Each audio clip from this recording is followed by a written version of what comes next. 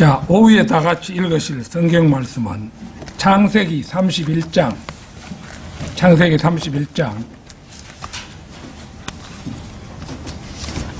11절에서 16절까지입니다.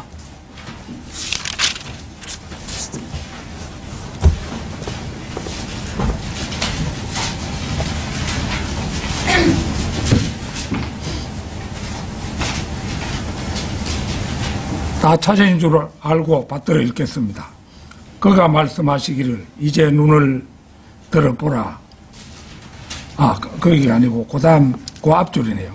하나님의 천사가 꿈에 내게 말씀하시기를 야곱아 하시기에 내가 말하기를 내가 여기 있나이다 했더니 그가 말씀하시기를 이제 눈을 들어보라. 가축 위에 올라탄 모든 순양은 아롱아롱한 것과 얼룩얼룩한 것과 회색 무늬 있는 것이니라. 이는 내가 라반이 네게 행한 모든 것을 보았음이니라. 나는 베델의 하나님이라. 네가 거기에서 기둥에 기름을 붓고 네가 거기서 나에게 서원하였으니 지금 일어나 이 땅을 떠나서 내 친족의 땅으로 돌아가라 하셨느니라 하니 라헬과 레아가 대답하여 그에게 말하기를 우리가 우리 아버지 집에서 가질 어떤 봉깃이나 유업이 있으리요. 아버지가 우리를 팔고 우리의 돈도 다 먹어버렸으니 아버지가 우리를 타국인으로 간주한 것이 아니뇨. 하나님께서 우리 아버지에게서 취하신 모든 재물은 우리의 것이며 우리 자신들의 것이니 이제 하나님께서 당신에게 말씀하신 것은 무엇이나 행하소서 하니라. 자, 나는 베델의 하나님이라. 나는 베델의 하나님이라. 이런 제목으로 말씀드리겠습니다. 베델이라는 곳은 야곱이 형 에서를 피해서 파단 아람으로 갈 때 파단 아람 이런 그 발음도 그 개역 성경에는 바단 아람으로 그런 정도로 되어 있어요. 우리는 그걸 격음으로 원음에 가깝게 표기를 해놨습니다. 파단 아람으로 갈 때 하룻밤 노숙했던 곳입니다. 그는 여기에서 꼭대기가 하늘에 닿은 사다리에 천사들이 오르락내리락 하는 놀라운 꿈을 꿉니다. 베델은 벳은 집이라는 뜻이고 엘은 하나님이라는 뜻의 말이기 때문에 둘을 합친 말인 베델은 하나님의 집이라는 뜻을 가진 지명입니다. 그곳의 본래 지명은 창세기 읽어보면 루스였다고 그렇게 기록이 되어 있습니다. 야곱은 이렇게 이제 자기 형 에서를 피해서 자기 외가 쪽으로 먼 길을 여행하여 파단 아람 자신의 외삼촌 라반의 집에 도착했고 거기서 둘째 딸 라헬에게 장가들기로 하고 7년간 외삼촌의 일을 하기로 합니다. 그러나 7년 후에 라반의 책략에 의해서 큰딸 레아와 첫날 밤을 보내고 다시 라헬을 위하여 7년간을 더 봉사하게 됩니다. 그러니까 아내 둘을 얻기 위해 14년을 보낸 셈이고 다시 자신의 재물을 마련하기 위해 6년을 더 보냈으니 파단 아람에서 보낸 세월이 자그마치 20년이었습니다. 아마도 야곱으로서는 모든 일들이 자기가 바라는 대로만 되었더라면 그곳에서의 망명생활을 중단하고 싶었을 것입니다. 그러나 그는 자신의 뜻과는 달리 아주 오랫동안 20년간이나 파단 아람에 머물렀습니다. 그러나 하나님께서는 그를 그곳에 계속해서 버려두지는 않으셨습니다. 야곱은 그동안 대부분을 거친 산야의 목초지에서 보냈고 외삼촌 라반과도 불편한 일들이 많아졌습니다. 외삼촌 라반은 언제나 누구와 함께 살아가기에는 그렇게 훌륭한 인품은 못되었던 것 같습니다. 아주 약바른 사람이죠. 꽤 많고. 우리가 아는 바 야곱은 보통 교활하고 꽤 많은 사람이 아니라고 생각합니다마는 외삼촌 라반에 비하면은 야곱은 그래도 순전한 아마추어라고 할 만했습니다. 야곱의 교활한 성품은 그의 어머니 리브카에게서 물려받았는데 그의 어머니가 라반의 여동생이었으므로 자연스럽게 야곱까지는 대물림했다고 할 수 있을 것입니다. 그런데 라반이라는 교활함의 원조를 만났으니 야곱이 한참 못 미칠 것은 당연합니다. 오히려 야곱은 아브라함을 조상으로 두고 있음으로 해서 그 교활함은 훨씬 덜했다고 판단할 수 있을 듯합니다. 야곱이 가나안 땅으로 돌아왔을 때는 이미 사랑하는 어머니 리브카도 세상을 떠나 야곱의 허전한 마음이 어떠했을지 짐작이 갑니다. 만일 리브카가 그때까지 살아있었다면 많은 손자들이 얼마나 반가웠을 것이며 의젓한 가장이 된 아들 야곱이 또 얼마나 대견했겠습니까? 야곱은 그의 외삼촌 라반이 양털 깎으러 간 틈을 타서 아무도 모르게 파단 아람을 떠났습니다. 라반이 뒤늦게 야곱의 도주 소식을 듣고 7일간이나 추적하여 따라잡았으나 이제 하나님께서는 야곱의 든든한 후원자시지요. 그 베델에서 야곱이 꿈을 꾸고 그 하나님을 섬기겠다고 자기가 서원했잖아요. 11조도 하고. 그러고 또 하나님께서 야곱의 일거수일투족을 지켜주시겠다고 그렇게 약속을 하셨기 때문에 하나님은 야곱의 든든한 후원자이셨습니다.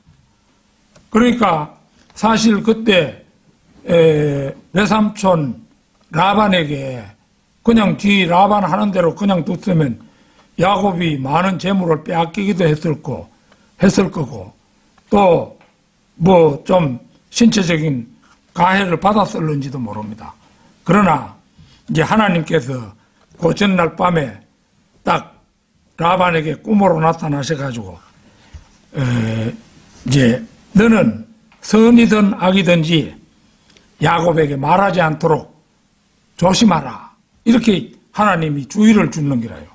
그러니까 하나님이 주의를 주는데 그걸 어기다가는 라반 자신은 죽지요. 하나님은 천지의 대주제신데 야곱의 편을 들어가지고 선악 간에 악이든 선이든 간에 말하지 마라. 뭐를 떼먹었느니 뭐를 가져왔느니 그런 소리 하지 마라. 이런 식으로 이제 명령하심으로써 야곱을 지켜주셨던 것입니다. 나는 베델의 하나님이라. 첫째로 이 말씀은 우리의 하나님은 우리에게 첫 번째로 은혜를 베푸신 그 하나님이라는 의미입니다. 우리가 잘 아는 대로 베델은 야곱에게 있어 처음으로 은혜를 받은 장소였습니다. 창세기 28장 12절에서 15절 보겠습니다. 창세기 28장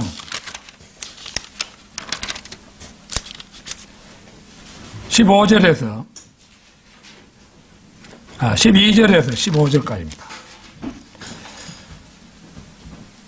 그가 꿈을 꾸었으니 보라 사다리가 땅에 섰는데 그 꼭대기가 하늘에 닿았고 보라 하나님의 천사들이 그 위에 오르락내리락 하며 보라 주께서 그 위에 서서 말씀하시기를 나는 네 아비 아브라함의 주 하나님이요 이삭의 하나님이라.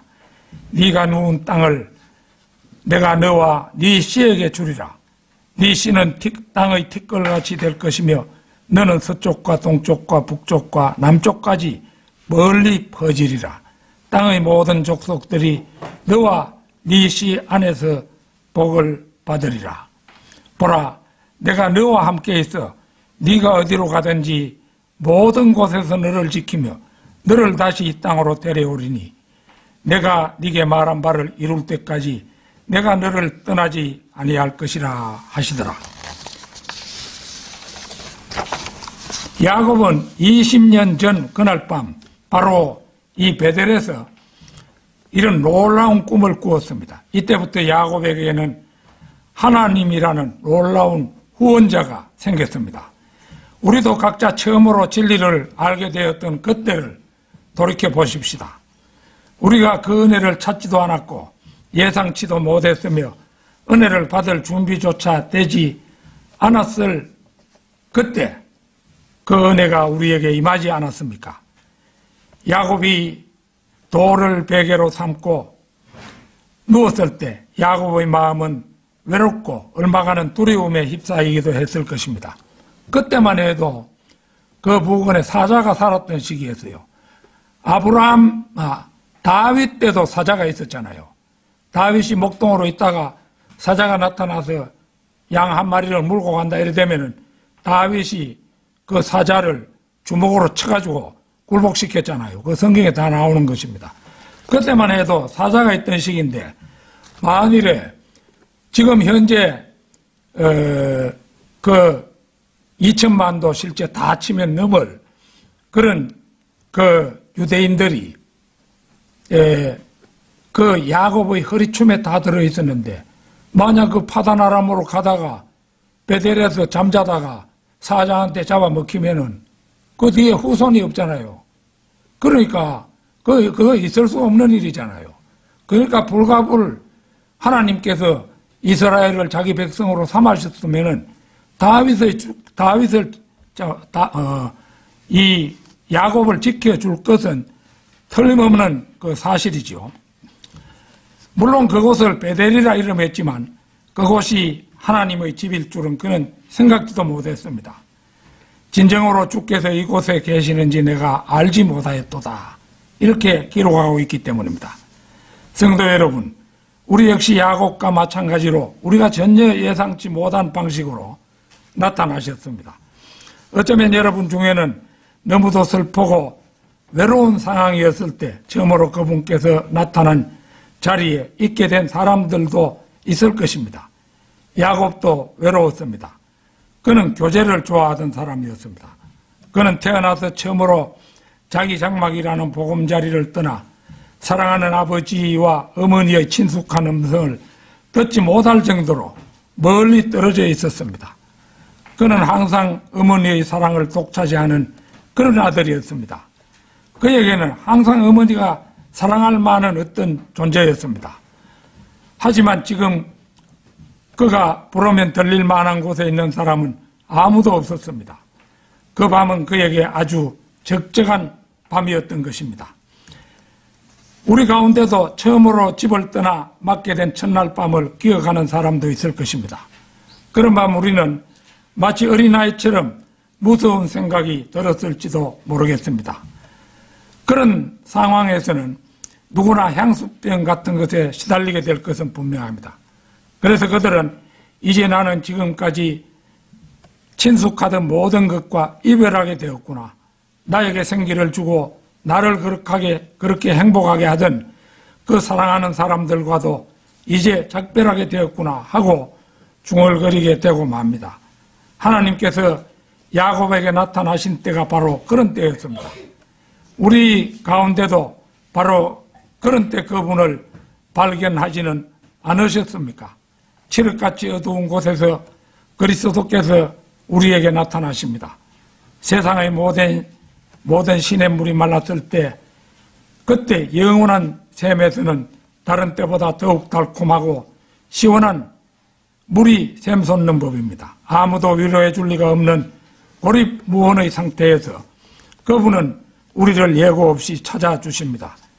베델에서 홀로 밤을 보내려던 그날의 야곱보다 더 불행한 처지에서 밤을 보낸 사람도 드물 것입니다. 그러나 그 다음날 아침에 눈을 떴을 때 이 미래의 족장처럼 이 야곱은 그때 혼자였지만 거기 파단 아람에 가서 이제 본 아내들 두 사람하고 또 그녀들의 그 몸종들하고 합해서 4명의 아내를 얻게 되잖아요. 그래가지고 거기서 12아들이 출생하는데 그 12아들을 12지파라고 해가지고 이스라엘, 오늘날 그 이스라엘 민족이 된 거잖아요.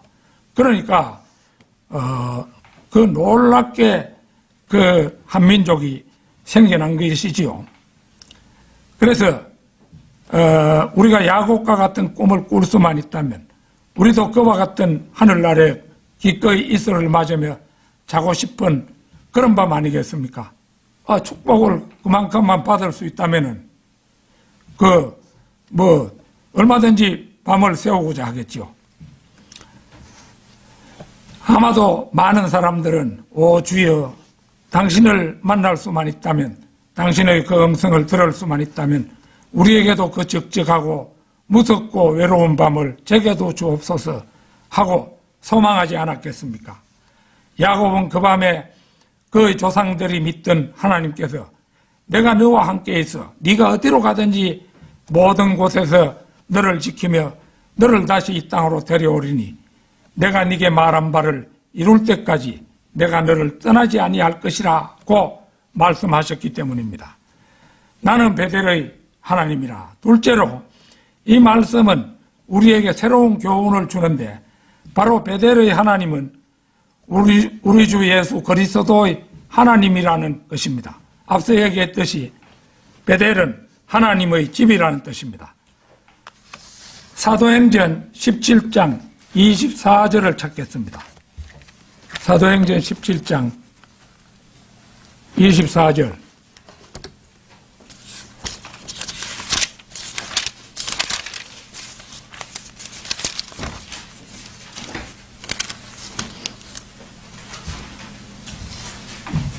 (17장 24절) 세상과 그 안에 있는 만물을 지으신 하나님은 하늘과 땅의 주시니 그분은 사람의 손으로 만든 성전들에는 계시지 아니하시며. 한 절 더 읽겠습니다. 또한 무슨 필요한 것이 있는 것처럼 사람의 손으로 섬김을 받아야 되는 것도 아니시니 이는 그분이 만민에게 생명과 호흡과 만물을 주심이라.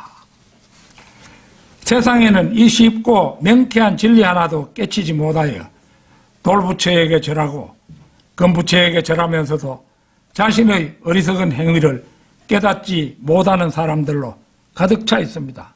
성경에는 보면은 사람의 손으로 지은 것은 신이 아니라고 했잖아요. 부처, 돌부처, 금부처든지 그 사람의 손으로 지은 거잖아요. 그걸 신으로 섬기고 있으니까 얼마나 어리석은 자들입니까? 여러분은 솔로몬 왕이 성전을 봉헌하면서 드린 장엄한 기도문을 읽어보셨을 것입니다. 열왕기상 8장 27절을 찾겠습니다. 열왕기상 8장 27절입니다.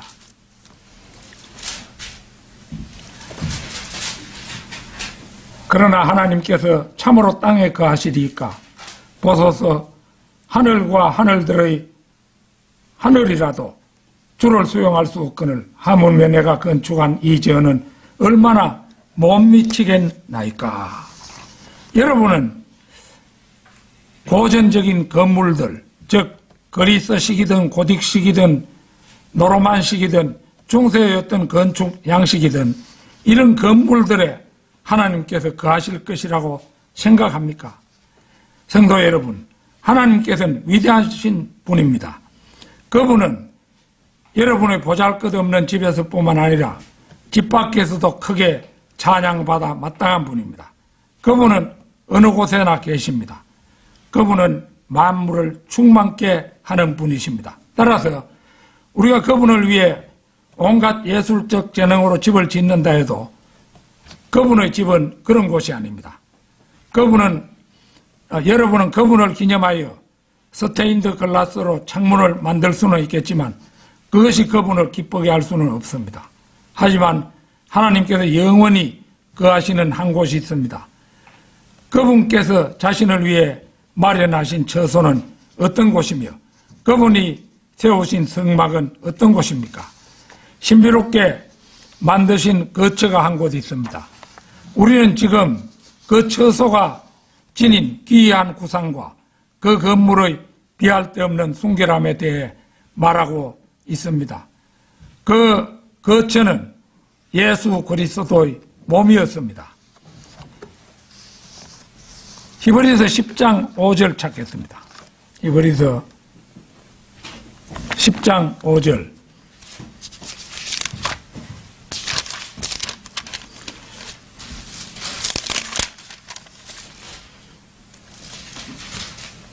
그러므로 그가 세상에 오실 때에 말씀하시기를 주께서는 희생 제물과 예물을 바라지 아니하시고 나를 위하여 한 몸을 예비하셨도다. 그 한 몸이 예수 그리스도시잖아요.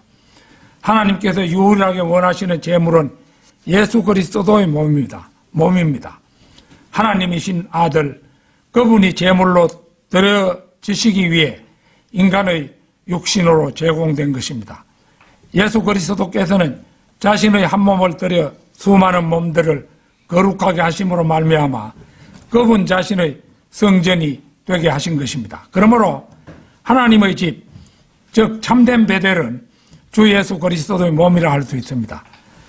골로새서 2장 9절 말씀처럼 그분 안에는 신격의 모든 충만이 몸의 형태로 거하시고, 또 요한복음 1장 14절에도 그 말씀이 육신이 되어 우리 가운데 거하심으로 우리가 그 영광을 보니 하나님의 독생자의 영광으로 은혜와 진리가 충만하더라고 천명합니다. 하나님의 점은 먼저 그리스도의 몸이며 구원받은 성도들로 이루어진 교회야말로 하나님의 집인 것입니다. 구원받은 우리도 하나님의 성전이 되어 있지요. 나는 베델의 하나님이라. 셋째로 베델의 하나님은 천사들의 하나님이기도 하다는 것입니다. 천사라는 말은 성경에 309번에 걸쳐 사용된 단어입니다. 그러나 우리가 천사들에 대해 아는 바는 매우 적습니다. 다만 이 한 가지 사실은 알고 있습니다.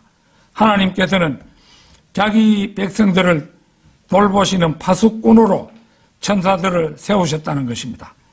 야곱이 그곳에 누워 깊은 잠에 빠져 있을 동안에도 천사들은 그 사닥다리를 오르락내리락 하고 있었습니다. 물론 오늘날 저와 여러분이 잠을 자고 있을 때도 복되신 하나님께서는 손을 펴고 눈꺼풀을 어루만지며 잘 자라 내 아들아 푹 자거라 고 말씀하십니다. 그 순간 대문에는 경찰도 없고 외부 침입자를 막는 경호원도 없지만 우리를 보살펴주는 천사들이 우리를 지키고 있습니다. 우리가 하나님을 신뢰한다면 우리는 결코 해를 당하지 않을 것입니다.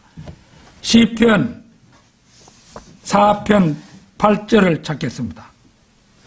시편 4편 8절.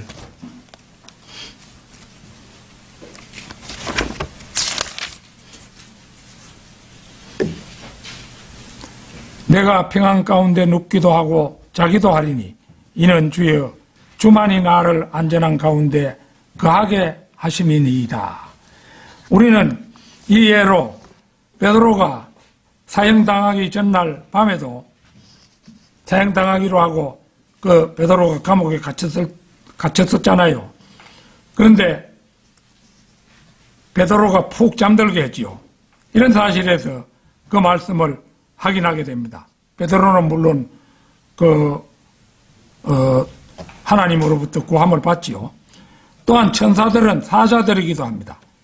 히브리서 1장 14절 찾겠습니다. 히브리서 1장 14절.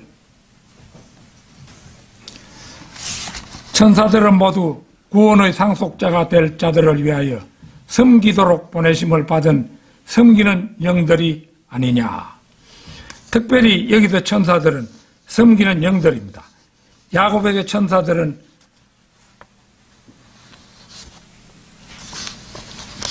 야곱을 지킬 용무가 있었죠. 또 야곱에게 전달할 의무도 있었고요. 우리는 평소에 우리가 생각하던 것과는 다른 생각들이 마음속에 떠오를 때가 있습니다. 우리는 어떻게 해서 그런 생각들이 문득 떠올랐는지 잘 설명할 수가 없습니다. 그것은 복되신 성령님의 직접적인 역사일 수도 있고, 아니면 우리가 완전히 알 수는 없지만 하늘에 있는 어떤 순수한 영이 그런 생각들을 우리 마음에 전해준 것일 수도 있습니다. 그에 대해서 더 이상 우리가 말할 수는 없지만 어쨌든 천사들이 우리를 지키는 파수꾼들이라는 사실은 분명하며, 또한 그들이 사자들이라는 사실도 분명합니다. 게다가 천사들은 우리의 보호자들이기도 합니다. 하나님께서는 우리의 발이 언제든 돌에 부딪히지 않도록 천사들의 손으로 우리를 붙들기도 합니다. 우리는 이 천사들을 보지 못합니다. 하지만 눈에 보이지 않는 이 천사들이야말로 이 세상에 있는 존재들 가운데 가장 힘센 매개자일 것입니다. 우리가 잠잘 때나 깨어있을 때 수많은 영적 피조물들은 틀림없이 이 땅에서 활동하고 있습니다. 이들이 우리에게 행하는 유익은 우리가 이루 다 열거할 수 없을 정도로 많습니다. 따라서 우리는 날마다 우리가 별다른 사고 없이 지낼 수 있다는 사실에 대해 하나님께 늘 감사드려야 할 것입니다. 나는 베델의 하나님이라. 넷째로 베델의 하나님은 섭리의 하나님이시며 친히 자신을 계시하는 분이십니다. 창세기 28장 15절 찾겠습니다. 창세기 28장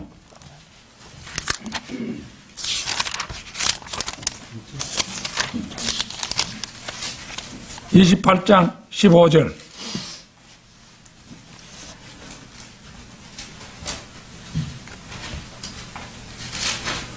보라, 내가 너와 함께 있어 네가 어디로 가든지 모든 곳에서 너를 지키며 너를 다시 이 땅으로 데려오리니 내가 네게 말한 바를 이룰 때까지 내가 너를 떠나지 아니할 것이라 하시더라. 하나님께서는 먹을 양식과 입을 옷을 주시며 평안히 다시 이곳으로 오리라고 야곱에게 약속하셨습니다. 성도 여러분, 우리의 하나님은 섭리의 하나님이십니다. 그분은 베델의 하나님이십니다. 하나님께서는 자기 백성들이 어디에 가든지 가는 곳마다 함께 하십니다. 땅이나 바다나 낮이나 밤이나 우리는 하나님과 계시지 않는 곳에 있을 수는 없습니다. 여러분의 아버지이신 그분의 손길이 닿지 않는 곳에 우리가 여행하는 것은 불가능합니다. 여러분은 지금 대저택에 살 수도 있고 혹은 오두막에 살 수도 있습니다.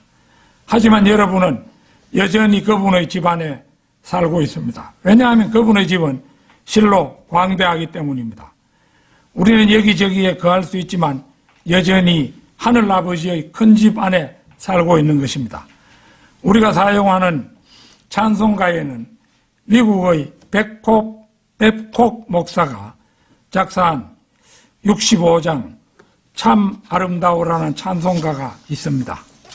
그 가사를 보면요, 참 아름다우라 주님의 세계는 저 솔로몬의 옷보다 더 고운 백합화, 주 찬송하는 듯 저 맑은 새소리, 내 아버지의 지으신 그 솜씨 깊도다.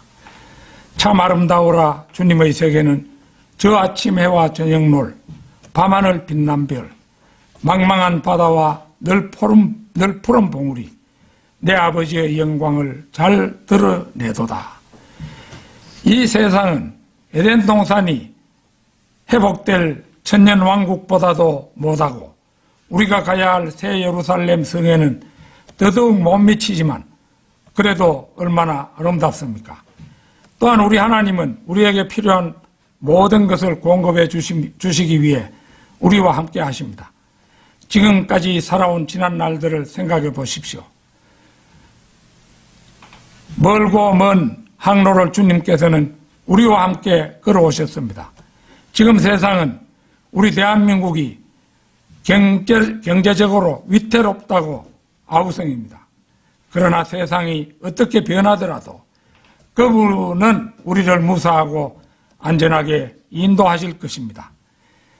하나님께서는 야곱을 외삼촌 라반의 집에서 이끌어내려고 하셨습니다. 야곱은 그 아버지 이삭이 있는 가나안 땅으로 돌아가야 했기 때문입니다. 야곱이 도망친 것을 알고 라반은 일주일이나 쉬지 않고 추격해 왔습니다. 그러나 하나님께서는 어쩌면 사위의 모든 것을 빼앗기 위해 온 라반에게 너는 선이든 악이든 간에 야곱에게 말하지 않도록 조심해라 고 미리 야곱을 위해서 안전을 도모하셨습니다. 섭리에는 하나님께서 아주 신비로운 방식으로 행하시는 많은 것들이 들어있습니다. 그분께서는 자신의 지혜로운 뜻을 시행하기 위해서 많은 시련과 고난을 사용하십니다. 역설적이게도 우리가 우려했던 손해들이 우리가 예상치도 못했던 축복을 가져다 주기도 합니다. 또 어떤 실패가 기쁜 결과를 가져다 주기도 합니다. 따라서 우리는 우리의 모든 것을 그분께 맡기는 것이 좋습니다. 그분 안에 머무르도록 하십시오. 기꺼이 그분께서는 우리의 피난처가 되어주실 것입니다. 나는 베델의 하나님이라. 다섯째로 베델의 하나님은 약속의 하나님이십니다. 야곱이 혈혈단신으로 파단 아람을 향해 가다 베델에서 하룻밤을 지낼 때 실로 많은 약속을 해주셨습니다. 하지만 그 모든 약속들을 그분은 지키셨습니다. 언약의 하나님은 야곱에게 확정되었습니다. 창세기 28장 13절 보겠습니다. 보라, 주께서 그 위에 서서 말씀하시기를 나는 네 아비 아브라함의 주 하나님이요 이삭의 하나님이라. 네가 누운 땅을 내가 너와 네 씨에게 주리라. 이 말씀은 그분이 언약의 하나님이라는 뜻입니다. 여러분과 저를 대해주시는 하나님은 자신의 기쁘신 뜻대로 행하시는 분입니다. 그분은 절대 주권을 가지고 계시지만 옳지 않은 일은 절대로 할 수 없는 분이십니다.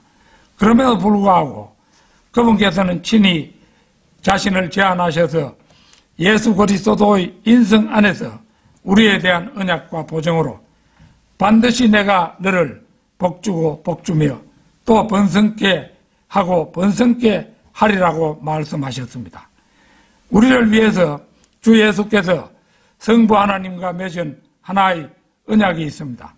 이 언약으로 인해 이루 헤아릴 수 없는 축복이 우리에게 주어집니다. 왜냐하면 하나님께서는 거짓말 하실 수 없는 분이기 때문입니다. 그리고 그분은 우리에게 변치 않는 두 가지 보증을 해 주셨습니다.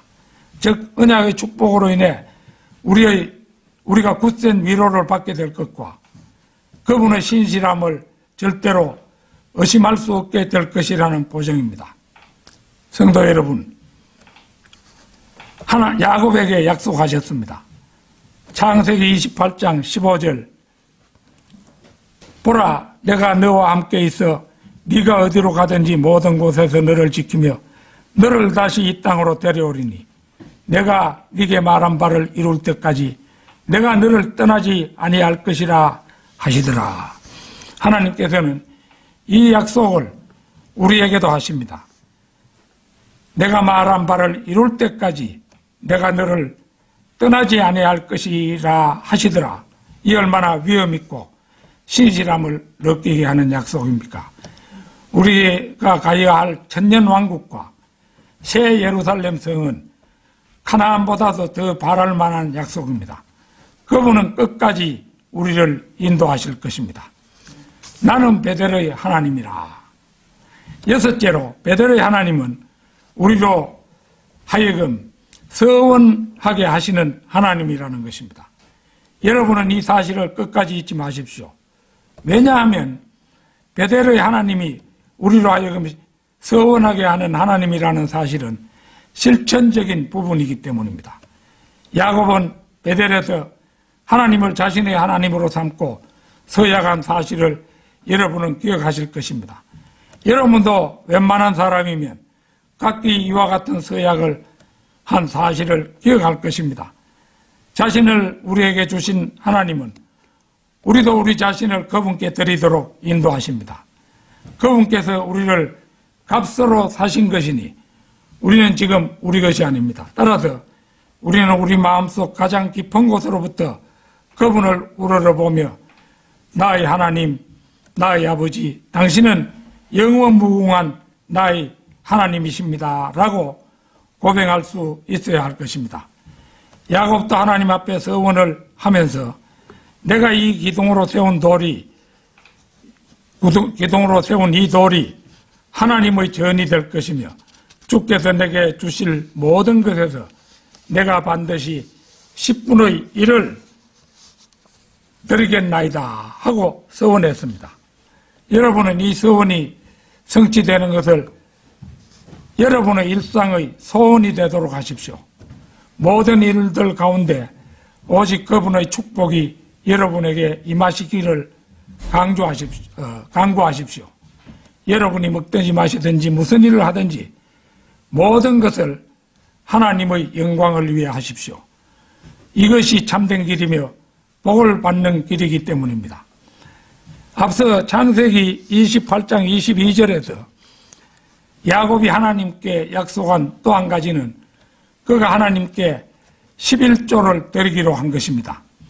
이것은 아마도 야곱이 자신의 할아버지 아브라함이 신할 연합군을 무찌르고 돌아오며 하나님의 제사장 멜키세덱에게 11조를 드린 사실을 할아버지와 아버지로부터 들어서 익히 알고 있었기 때문이라고 생각합니다. 하나님을 믿는다고 하면서도 꽤 오래도록 이런 서약을 시행하지 않는 그리스도인은 소수지만 있을 것으로 생각합니다. 성도 여러분, 여러분이 하나님께 한 서약은 반드시 이행하도록 하십시오. 우리가 뜨거운 감정으로 인해 어떤 것을 말한다거나 사전에 충분히 생각해 보지도 않고 무턱대고 어떤 서약을 하는 것을 하나님께서는 금하십니다. 왜냐하면 하나님은 업심여김을 받지 않으시기 때문입니다.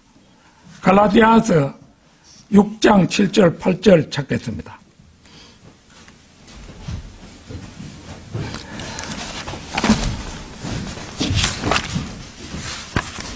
고린도후서 다음이 갈라디아서지요. 갈라디아서 6장 7절 8절입니다. 속지 말라. 하나님은 우롱당하지 아니하셨느니라. 이는 사람이 무엇을 심든지 그대로 거둘 것이기 때문이라. 자신의 육신에 심는 자는 육신으로부터 썩은 것을 거두고 성령에 심는 자는 성령으로부터 영생을 거두리라. 속지 말라는 말은 명령이지 단순한 제안이나 이런 것이 아닙니다. 우리는 육신에 심는 것과 성령에 심는 것에 다른 결과를 놓고 스스로에게 농담을 하거나 하나님을 우롱해서는 안 됩니다. 이 명령은 하나님께서 사람들에게 주신 것이며 축복의 전제 조건입니다. 우리는 하나의 밀을 거두기 위해 하나의 밀을 심지는 않습니다. 그 씨로부터 줄기가 나오며 잎이 나오고 열매가 생깁니다.